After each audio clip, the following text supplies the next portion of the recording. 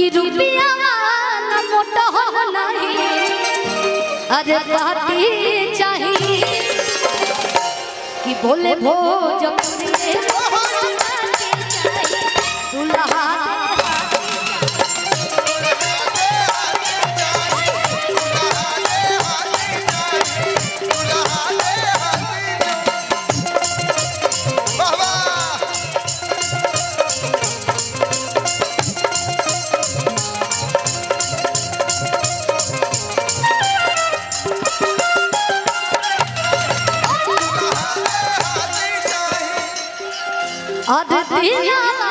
हमारा बाबा कि मुझे सबरो बतिया, ये आप सब पे भी लागू होता है।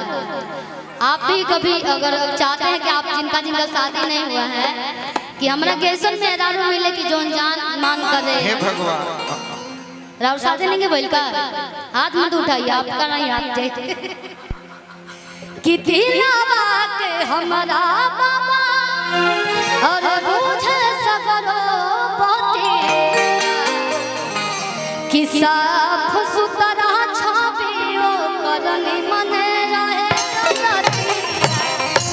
हे शंकर भगवान हमरो मुड़ी पर साक्षात आजा गंगा जी नियर हम बान। और एक लाइन बताइए कि अरे चंदन के जैसे लाना अरे दाती चाहिए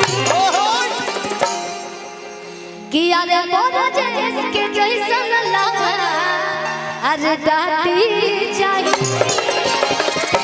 कि गोलू के जैसन लाना। और हमारे नंदन सर नंदन भैया कि अरे नंदन के जैसन लाना अरे दाती चाहिए। डांटे मतलब समझ में आता ना। ये चारों भाई को धीरे धीरे नाम रख दीजिए, चंदन नंदन। अरे एक हमारे भजन बाटे भोलेनाथ जी के कि जवन महाजा भोला जी के हर बंधन में बा क्यों महाजा कहा भोला नंदन में बा कि जवन महाजा भोला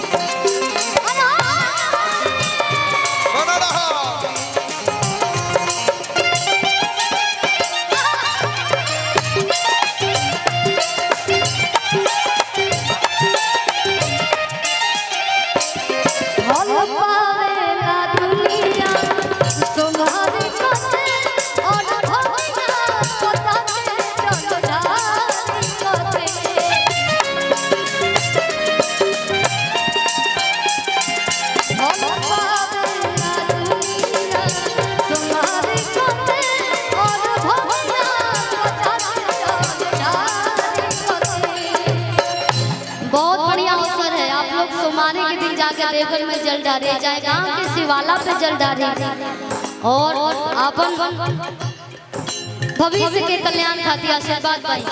एने चंदन भैया जवन माता तिलक लाल चंदन में बा जवन माता तिलक लाल चंदन में बा ओ माता